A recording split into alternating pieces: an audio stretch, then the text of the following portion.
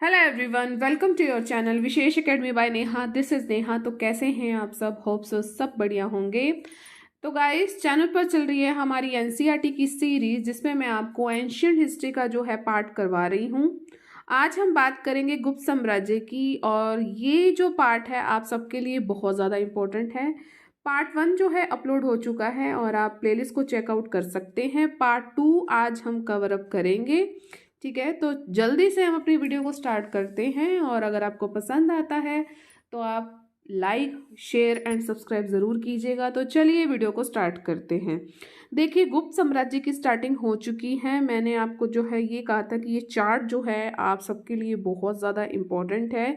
ठीक है, तो इतना जो है हमने पार्ट 1 में कवर अप किया था। इलाहाबाद की प्रशस्ति बताया था, समुद्रगुप्त के बारे में मैंने आपको बताया था, चंद्रगुप्त द्वितीय के बारे में मैंने आपको बताया था, और उसके कौन कौन से रत्न थे, चंद्रगुप्त द्वितीय के कौन कौन से रत्न थे, ये आपको बताया था। फिर इसके बाद आज हमने करना है कुमारगुप्त प्रथम, जिसे हम महेंद्र द्वितीय भी कहते हैं। चलिए स्टार्ट करते हैं। देखिए, जो कुमारगुप्त प्रथम का जो टाइम पीरियड है वो है आपका 415 से 455 ईस्वी। ठीक है, तो इस चीज़ को आप ध्यान रखेंगे, इसका टाइम पीरियड आपने ध्यान रखना है। इसकी मुद्रा पर हमें कौन कौन सी उपाधियां मिलती हैं, ये क्वेश्चन आपसे पूछा जा सकता है। तो कुमारगुप्त प्रथम की जो मुद्राओं पर हमें श्री महेंद्र, महेंद्रादित्य आदि उपाधियां अंकित थी। यानी महेंद्र जो है, इनका नाम कहते हो कि बहुत ज़्यादा ये शौकीन थे। कुमार महेंद्र करके आप याद कर लो, महेंद्र गुप्ता करके याद कर लो, क्योंकि देखो श्री महेंद्र है और महेंद्रा द्वितीय हैं। और उसके स्वर्ण सिक्कों पर उसे गुप्त कुलामल चंद्र और गुप्त कुल व्योमशशी भी जो है कहा गया है। यानी कि जो नॉर्मल मुद्राएं थी उसमें तो इसे कहा गया है श्री महेंद्र। आप साथ साथ बोलिए, श्री महेंद्र और महेंद्रा द्वितीय। किसे कहा गया है? ये कुमारगुप्त प्रथम को। और जो इसके सोने के सिक्के थे उसमें इसे कहा गया है गुप्त कुलामल, गुप्त कुलामल चंद्र। बोलिए फिर से, गुप्त कुलामल चंद्र। ये इसे किसे कहा गया है? कुमारगुप्त प्रथम को। और क्या कहा गया है? गुप्त कुल, गुप्त कुल व्योमशशी। ठीक है, तो ये आप ध्यान रखेंगे, इसकी उपाधि बहुत इंपॉर्टेंट है। आगे बढ़ते हैं। शक्रादित्य को कुमारगुप्त की उपाधि महेंद्रादित्य के समानार्थी जो है माना गया है। यानी कि महेंद्रादित्य जो इसकी उपाधि है, शक्रादित्य के समान इसे माना गया है। और एक बात हमें और पता लगी है कि कुमारगुप्त ने जो है अश्वमेध यज्ञ भी किया था। और इससे में कैसे पता लगा है ये हमें? इसकी अश्वमेध प्रकार की इसने मुद्रा चलाई थी, तो इसलिए इससे हमें इस चीज़ से पता लगता है कि कुमारगुप्त प्रथम, जिसकी जो उपाधि है महेंद्रादित्य या श्री महेंद्र, इसने अश्वमेध यज्ञ भी किया था। ठीक है, एक और इंटरेस्टिंग फैक्ट कि कुमारगुप्त प्रथम के ही टाइम में जो जो नालंदा विश्वविद्यालय है, आपने नाम सुना होगा, इसकी स्थापना जो है किसके टाइम में की गई है? कुमारगुप्त प्रथम के शासनकाल में नालंदा विश्वविद्यालय की स्थापना की गई थी। और विश्वविद्यालय में समय की माप के लिए किसका प्रयोग किया जाता था? किस घड़ी का प्रयोग किया जाता था? जल घड़ी का जो है प्रयोग किया जाता था। और प्रत्येक छात्र और छात्राओं के लिए विश्वविद्यालय में प्रवेश के लिए प्रतियोगी परीक्षा से उसे गुजरना पड़ता था। ठीक है, तो ये चीज़ उस समय भी थी, कुमारगुप्त के टाइम में थी, और नालंदा विश्वविद्यालय की जो है स्थापना इसी के टाइम में हुई है। तो ये चीज़ आप सब याद रखेंगे। आगे बढ़ते हैं। कुमारगुप्त के समय में जो सर्वाधिक हमें गुप्तकालीन जो हैं अभिलेख प्राप्त हुए हैं, जिनकी संख्या कितनी है? 18। 18 जो हैं हमें गुप्तकालीन अभिलेख प्राप्त हुए हैं। और इसके समय में हमें गुप्तकालीन स्वर्ण मुद्राओं का सबसे बड़ा जो ढेर है कहाँ मिला है? हमें ये मिला है बयाना मुद्रा भंडार में। कहाँ मिला है? बयाना मुद्रा भंडार में। और ये कहाँ है? राजस्थान के भरतपुर जिले से हमें ये मिला है। और हमें मुद्राएं कितनी मिली हैं? 623 जो हैं हमें मुद्राएं मिली हैं। इसमें से कौन सी शैली इसके टाइम में सर्वाधिक महत्वपूर्ण है? तो मयूर शैली की जो मुद्राएं हैं वो बहुत महत्वपूर्ण है इसके टाइम में। और इस शैली में हमें चांदी की भी कुछ मुद्राएं जो सबसे पहले कहाँ हमें मिली हैं, एमपी में मिली हैं। क्वेश्चन आपसे पूछा जा सकता है कि कुमारगुप्त प्रथम के टाइम में, जिसे आप श्री महेंद्र या महेंद्रद्वितीय भी कहते हैं, ये इसकी उपाधियां हैं, कि कहाँ से जो है हमें मध्य प्रदेश की में जो मुद्राएं मिली हैं, कैसी शैली में मिली हैं, तो चांदी की ये हमें जो है मुद्राएं मिली हैं। और शैली कौन सी है, मयूर शैली। तो इस चीज़ का आप ध्यान रखेंगे। कुमारगुप्त प्रथम का जब अंतिम समय चल रहा था तो उस समय पुष्यमित्र नामक जातियों ने इस पर अटैक किया था। और इस चीज़ का उल्लेख हमें कहाँ से मिलता है, स्कंदगुप्त के भीतरी अभिलेख से हमें इस चीज़ का प्रमाण मिलता है कि पुष्यमित्र नामक जातियों ने कुमारगुप्त प्रथम के अंतिम दिनों में उस पर अटैक किया था। और कुमारगुप्त ने इन्हें पराजित करने के लिए, किन्हें पराजित करने के लिए, पुष्यमित्र जातियों को पराजित करने के लिए इसका एक पुत्र था जिसका नाम था स्कंदगुप्त, इसको भेजा और ये पुष्यमित्रों को हराने में सफल रहा। ठीक है, तो इस चीज़ को आप ध्यान रखोगे। अब आगे बढ़ते हैं, स्कंदगुप्त को पढ़ते हैं जो इसका बेटा है। ठीक है, और जो जिसकी उपाधि है आपकी शक्रादित्य। इसका जो टाइम पीरियड है वो है आपका 455 से 467 ईस्वी, यानी कि 455 से 467 ईस्वी। इस चीज़ को आप ध्यान रखेंगे। स्कंदगुप्त गुप्त वंश का अंतिम प्रतापी शासक था। काहोम अभिलेख से हमें पता लगता है इसे शक्रादित्य की उपाधि इसने धारण की थी। तो ध्यान रखेंगे आप, स्कंदगुप्त की उपाधि क्या है, शक्रादित्य है। हुणों का गुप्त साम्राज्य पर आक्रमण जो हुआ था वो किसके टाइम में हुआ था, स्कंदगुप्त के शासन काल में हुआ था। तो क्वेश्चन बन सकता है कि किसका आक्रमण स्कंदगुप्त के शासनकाल में हुआ था, तो हुणों का हुआ था। और जब इसके पिताजी जो थे श्री महेंद्र या महेंद्र वर्मन या कुमारगुप्त प्रथम, तो इनके टाइम में कौन आए थे, शक आए थे, पुष्यमित्र जो आए थे। ठीक है, पुष्यमित्र जाति आई थी, शक नहीं। ठीक है, श्वेत हुणों को पूर्वी हुण भी कहा जाता है। ठीक है, श्वेत जो हुण हैं, जैसे कहेंगे भाई सफ़ेद हुणों को पूर्वी हुण भी कहा जाता है, जिन्होंने हिंदू कुश को पार किया था। और किस प्रदेश पर इन्होंने आक्रमण किया था, गांधार प्रदेश पर इन्होंने आक्रमण किया था। और गुप्त साम्राज्य के कुछ भाग पर इन्होंने अधिकार भी कर लिया था। तो इस चीज़ को आप ध्यान रखोगे। हुणों का अटैक हुआ था स्कंदगुप्त के टाइम में। और जो उसमें श्वेत हुण हैं उनको क्या कहा जाता है, पूर्वी हुण कहा जाता है। ये कहाँ से कहाँ तक पहुँचे थे, हिंदू कुश को जो है, हिंदू कुश को इन्होंने पार किया और गांधार प्रदेश पर इन्होंने अटैक किया। और फिर गुप्त साम्राज्य के कुछ भागों को इन्होंने अधिकार में ले लिया। स्कंदगुप्त न केवल एक योग्य सैन्य संचालक था, एक आदर्श प्रशासक भी था।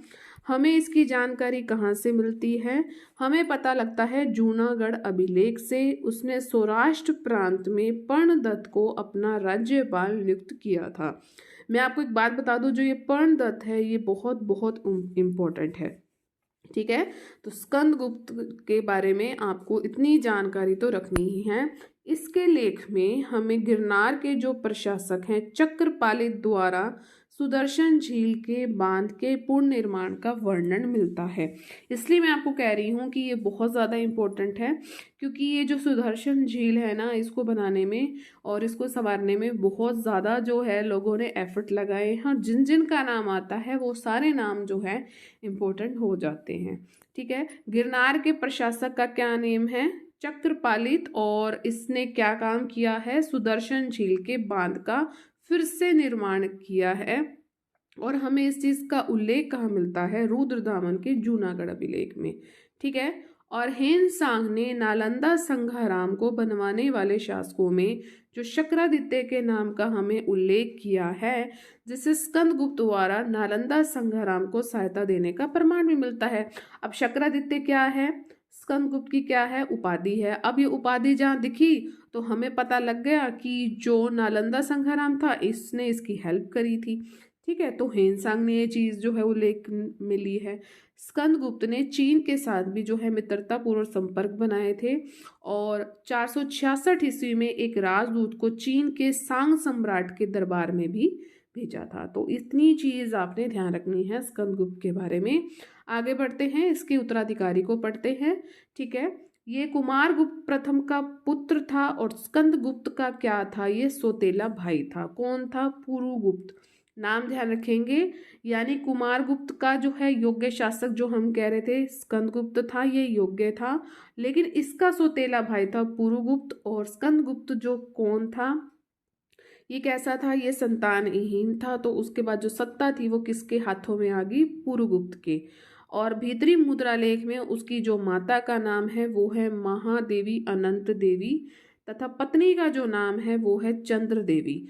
यानी कि ये कुमारगुप्त प्रथम की जो है दूसरी वाइफ थी जिसका नाम था अनंत देवी। और अगर इसकी पत्नी का नाम अगर बताऊं तो पुरुगुप्त की पत्नी का नाम है चंद्र देवी।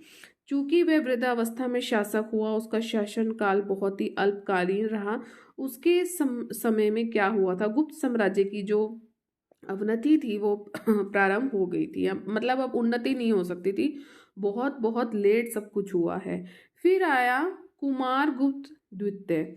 ये पुरुगुप्त का क्या था? उत्तराधिकारी था। क्या नाम है? कुमारगुप्त द्वितीय।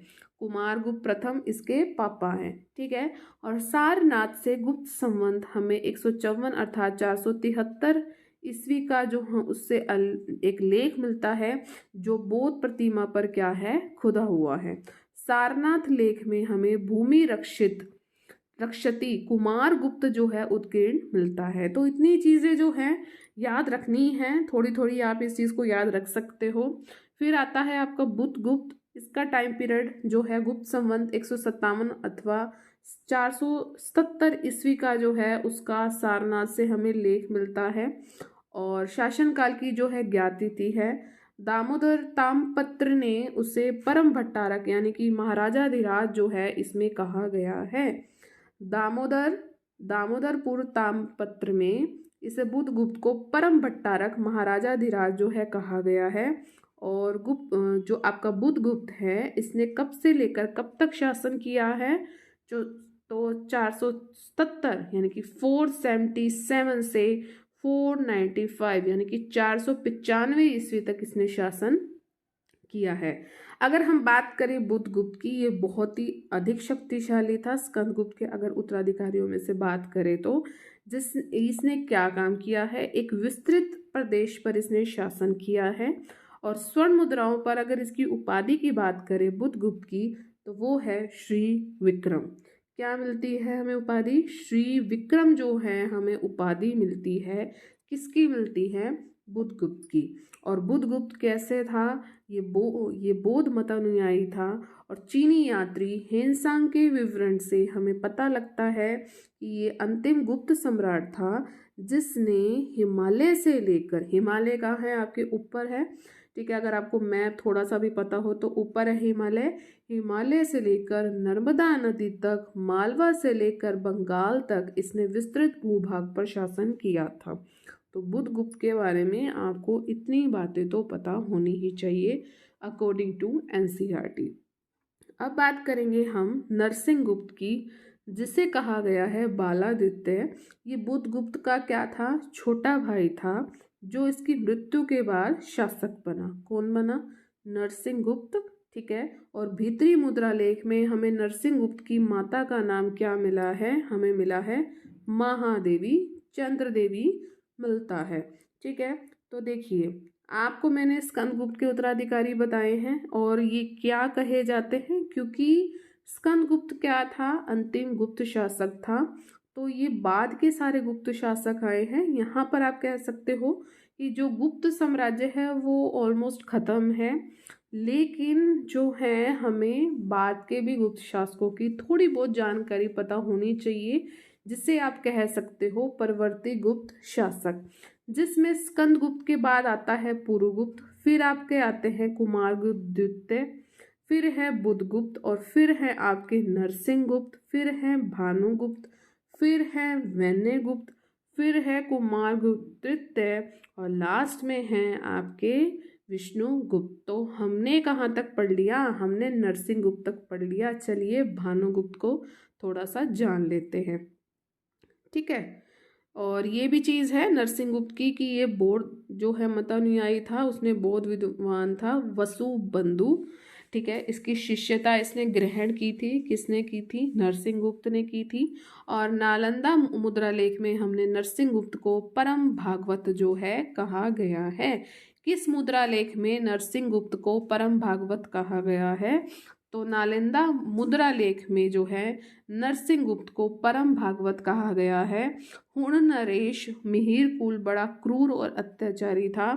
और हेनसांग के विवरण से हमें ये चीज़ पता लगती है कि उसने मगध के शासक बालादित्य पर इसने अटैक किया था, किंतु ये पराजित हुआ और बंदी बना लिया। और बालादित्य ने अपनी माता के कहने पर उसे क्या कर दिया था? मुक्त कर दिया था। अब बात करेंगे हम भानुगुप्त की। भानुगुप्त का एरंड से हमें एक लेख मिला है जिसे कहा गया है प्रस्तर स्तंभ लेख।